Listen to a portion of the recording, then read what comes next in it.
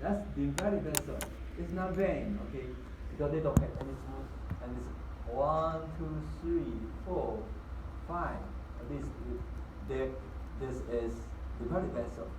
And if we amplify it, sometimes we cut through the valve there, and you can see a little bit. That's a valve there. Okay, so we see something going out here. Okay, and this one we don't cut through the valve, and so you can see a little bit like that. Okay. So to turn the lymph flow is from small lymphatic capillary go to the larger lymphatic vessel, and the only one way because the valve there. And some special lymphatic vessel, lymphatic capillary, we call it lachia. It's located in small intestine. It absorbs not the sugar, not the amino acid, but lipid, or we call triglyceride. So actually, some part of the digestive system in abdomen, some lymphatic vessel is very oily because they transport lipids.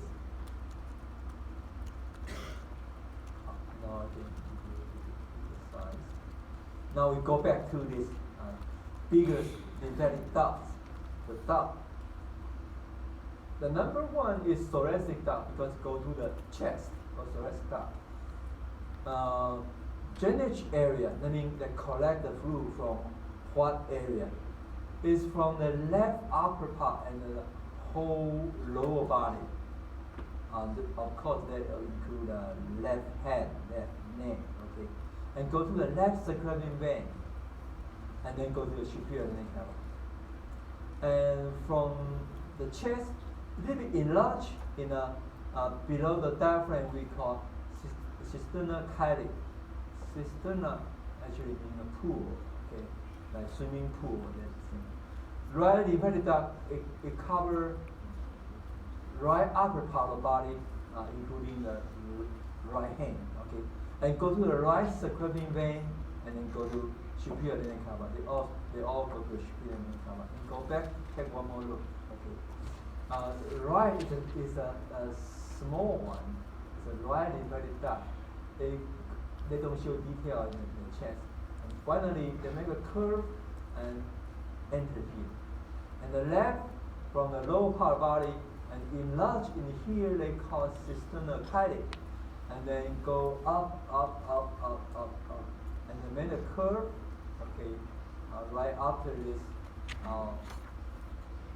internal jugular vein, and between the junction of this jugular vein and here at the end of left circulating vein, it go into here.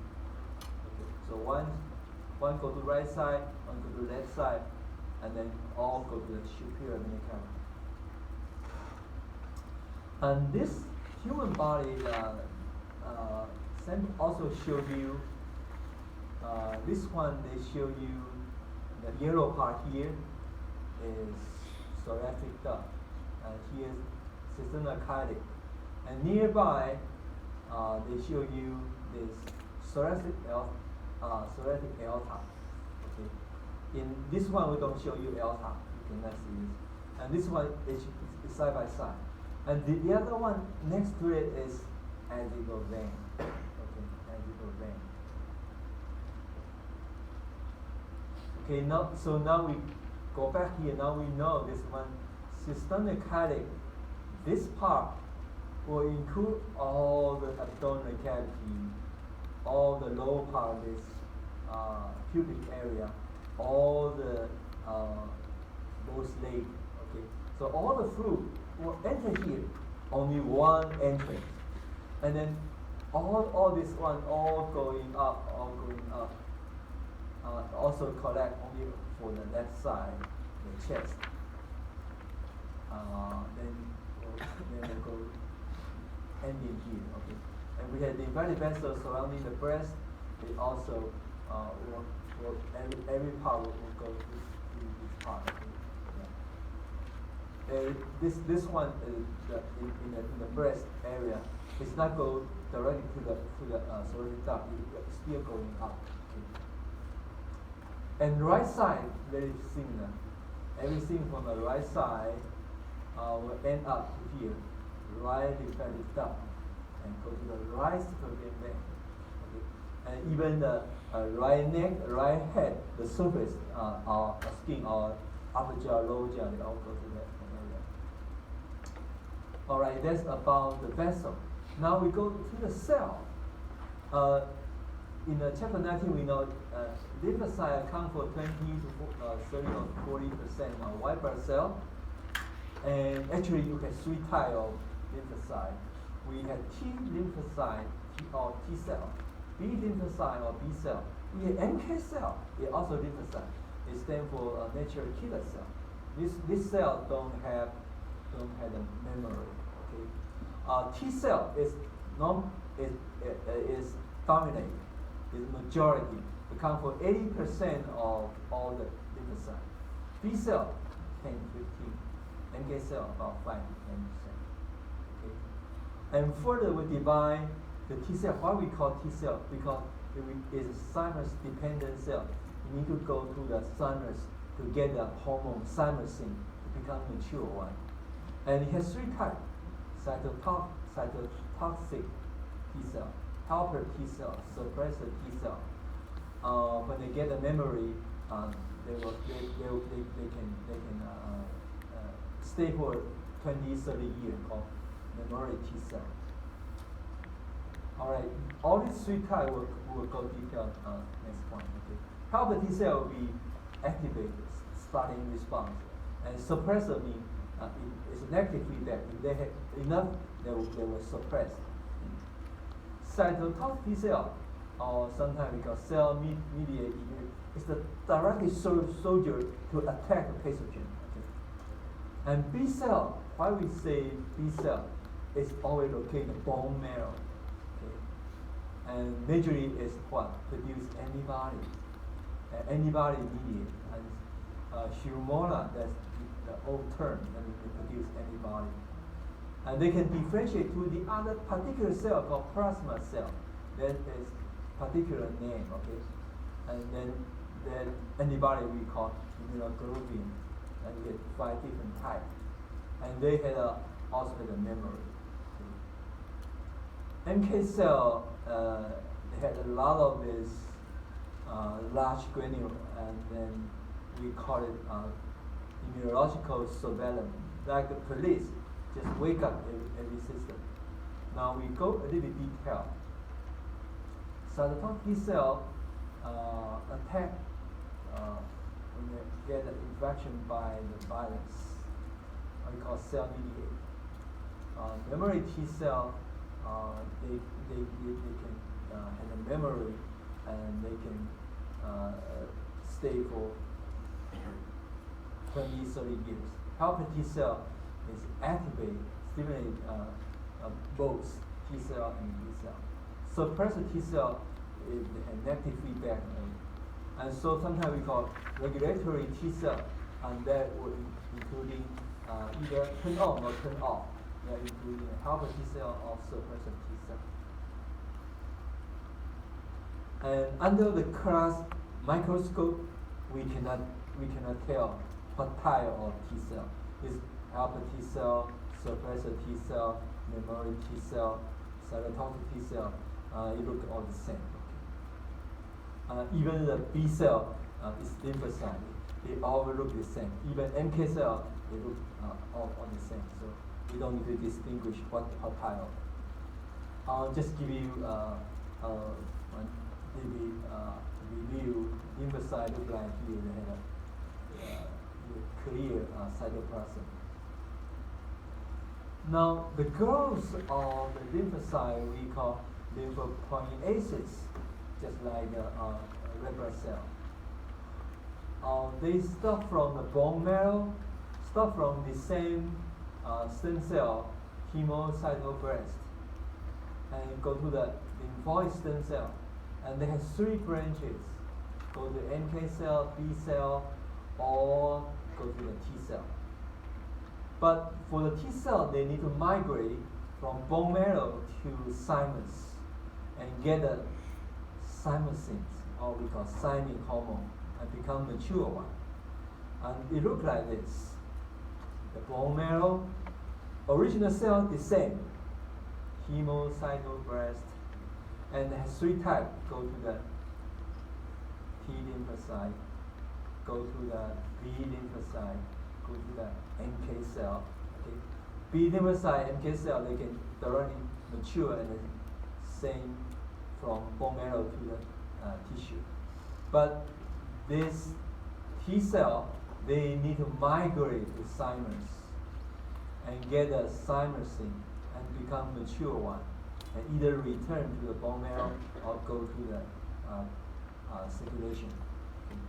Now I want to give you a memory, remind you for this hemocytoblast, as in my exam 1 test question. It's right here. And we're talking about lymphoid, is this part, okay? But this part, they put something simple. They only show one cell become lymphocytes. But actually 3 types. Actually 3 types. 1, 2, 3, right? Because T cell, B cell, and NK cell. Okay. And here they just show you one thing. For the T cell, they need to get a thymosin. And the other type of 4 white blood cell plus platelet and red blood cell, they all from the other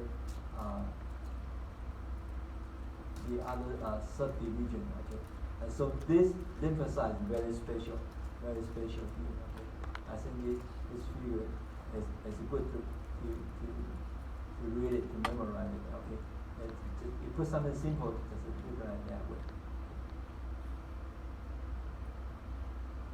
So lymphocyte production, we call lymphopoiesis, just like erythrocyte. Majorly bone marrow is put majorly. Little bit thymus, a little bit peripheral lymphoid tissue, lymph nodes, like tonsil. Now I summarize this one. It's one group of cells. They need to they stay in the bone marrow. And a group of cells, they need to migrate to thymus. For thymus, we will tell you later on. Now we move to the tissue. Lymphoid tissue only had this nodules and a tonsil, and the difference is they don't have fibrous capsule, very strong connective tissue. And lymphoid organ, they covered by very strong capsule, connective tissue there. The organs only lymph nodes, thymus, and spleen, only 3 types. And soft tissue, we call lymphoid nodule, could be in the respiratory tract or the pathway, digestive system, or urinary system, actually reproductive system, all include. Tonsil, that's the other one from the nose and the mouth, will cover that. And sometimes we call MALT, mucosa associated lymphoid tissue. Okay, so the soft part in all this tube, we call MALT, is mucosa associated lymphoid tissue, including in the small intestine as aggregated lymphoid nodule, or we call Pear's patch, discovered by Dr. Pear. Or even appendix is part of this lymphoid tissue, soft. This one from I think it's small intestine, intestine, and show you this part here. The ideal figure look like this. We call aggregating lymphoid nodule or Pear's patch. And what's the function? You can send out cytotoxic T lymphocyte. The food in the lumen area a virus, it can attack it, okay, or any pathogen. And in the low part of large intestine, they had a lot of this one, nothing. And we can look at it from our slide. And here's epithelium cell.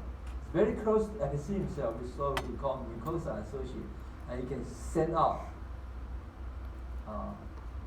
T lymphocyte.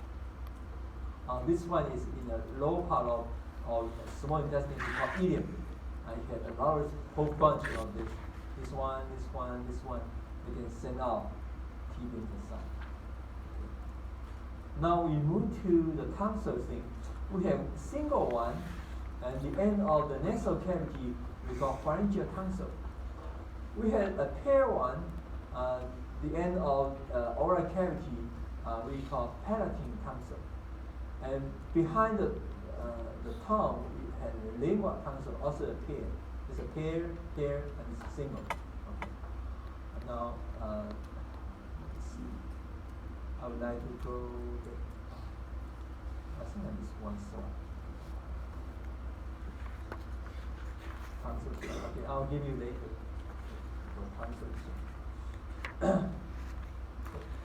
Oh, maybe in the front.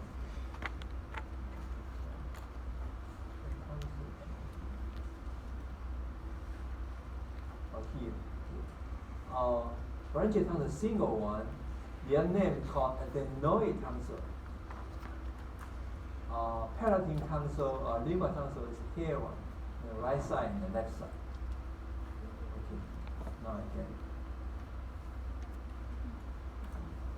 Alright, so in the lab, you have to know this five tonsil location. And this pharyngeal tonsil take care of what? Airway. If air has some pathogen material or virus, it can send out lymphocyte. But only partially because we don't complete filter for all the air. So just by touch, okay. And the mouth also the same thing. Palatine tonsil, lingual tonsil, when food pass by, if it pathogen, if it bacterial virus, they can attack. But they only attack part of it because we swallow the food very quickly, and so that's partial defense, not complete. For the palatine tonsil, I have to say more. And in the young kids, sometimes they enlarge. During the sleep, they will block this airway, the trachea on the top here, the nasal cavity, and the young kids cannot get the air, and so the doctor will suggest what? Cut it out, take it out. Okay, when you cut this palatine tonsil, it's okay. You lost some immune ability, but not much. Okay. Now, if we take a look of this sagittal section, and you can find out where is the tonsil location. At the end of nasal cavity, you have pharyngeal tonsil. Okay, and the end of the mouth here we call soft palate, and that would be palatine tonsil. Now the palatine tonsil. At the end of the tongue, the base of the tongue, there's a lingual tonsil. Okay. On this part, we can go more detail in chapter 23. So you mentioned. Now we move to the organ. The first one is lymph nodes. Lymph nodes have outside cortex, inside medulla, and outside of the cortex has some capsule there we call trabecula. Okay, I'll give you one look here. This one is lymph nodes. We can see the lymph nodes without microscope. Okay. We put this one, this entrance here, we call hilum. That's blood vessel and the lymphatic vessel move in and out. And usually in have more of them, from 5 to 8 probably. The in we call afferent vessel. Afferent lymphatic vessel, we put afferent vessel, go in. The fluid send in. They all have valve. And move out we call efferent, from A to E, okay, exit. Usually one, but sometimes we have two, okay. They always have valve. And so this lymph node acts as what? Like checkpoint, the filter.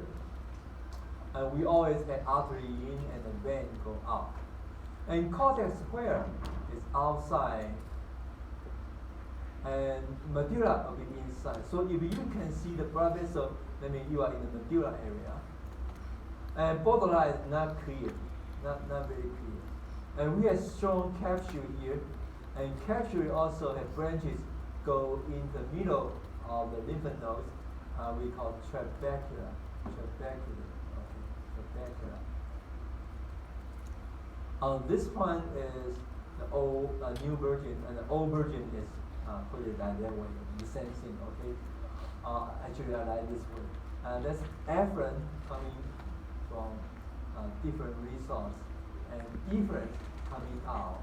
And this in and out area, including the nerve fiber, blood vessel, we call helix or called hilum. Okay. Now let's go back to the original one. So now we have an idea. Outside is capsule, and we have efferent vessel. Then they go to the subcapsular area. They had a lot of B cell. What does B cell mean? It's dendritic cell. That is kind of a special surveillance cell that will initiate immune response. They can detect some foreign cell or pathogen. And in the cortex, we had outer cortex, we had germinal center, we had deep cortex. Basically, they have every cell. They have B cell, T cell, all there. And in the center part there, they only have B cell, and differentiate to plasma cell. And some of them is a little bit darker, we call core, medullary core, and some a little bit light colored. And finally, they go out, we call efferent. Efferent usually have one. Okay? So we basically know this. Now we can take one more look here. This cortex. Cortex can have darker area or light area. And the light area they also call subcapsular space. Maybe I amplify it. Okay, that is the capsula. That's subcapsular area here, and the darker part here is the germinal center here, and this one is here cortex. Okay. And sometimes it looks like this. It's a nodule and a nodule there. Trabecula, you can see that. Right? And medulla is in the center. And so maybe this one is better. You can see the cortex always has some nodule there, and they have dark color, lighter color. They all belong to cortex. Medulla also has dark color, light color. They all belong to medulla. And this one especially has two different vessels, different divided vessels.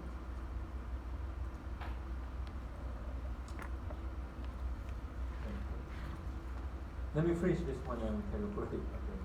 The function of lymph nodes act as a filter, and it can provide the early warning system detect by dendritic cell any bacterial virus. It can produce small amount of antibody by B cell and the plasma cell. And some important lymph nodes, we have to know cervical lymph node, axillary lymph node, inguinal lymph node. This one, let me take a look at this. Three areas. One is axillary in this area. Okay, axillary lymph node. I put a marker here. One is cervical lymph node on the neck here. Sometimes you touch this one, a lower jaw, you can find it, especially if some infection or get a cold. And the other one is in the inguinal area, and is inguinal lymph nodes. Okay, and why these three areas had a lot of lymph nodes is because as a checkpoint. If we had infection from hand, from finger, and the bacterial virus try to get in our center body, and here the axillary will act as a checkpoint, and more red blood cell to defense and try to limit the pathogen in the local area. And if your toe has some, your leg has some infection, and there will defense in this inguinal area, prevent it go to the center part, and also the lower jaw here, prevent it go to the chest part here. And these three areas you have to know it in the lab, okay. And we also had a lot of different nodes in gut, in small intestine, and the trachea. we had a term called lymphadenopathic enlarge of the lymph node. Probably sometimes you know that. That's a sign of infection. Okay, and sometimes it's a part of cancer. If someone has some abdominal cancer or had a breast cancer, the nearby lymph node will enlarge. Lymph nodes serves a way station. It also the place for the migration of cancer cells, and it's good to affect some pathogen, but it has very low resistance. They cannot against some cancer. So how we use this special character is that the cancer spread usually not goes to the blood vessel because in the lymphatic vessel they get lower resistance, and our lymph nodes can kill a lot of bacterial virus, but we cannot cure the cancer. And so it also good indication if someone say, okay, in this area in the lower part of breast they had a breast cancer, and the doctor will know it's a local area or already spread to other tissue. They will check the lymph node a little bit above, and if outside far away they also had a cancer cell, then it already spread, maybe in the second stage or in the third stage. And so the good for the medical function is we can check the lymph node and know if cancer spread or not. But back the thing we don't want is the lymph node is not so strong. They cannot kill the cancer cell. Okay, yeah.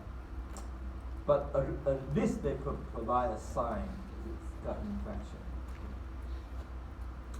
I take another break. Okay, and then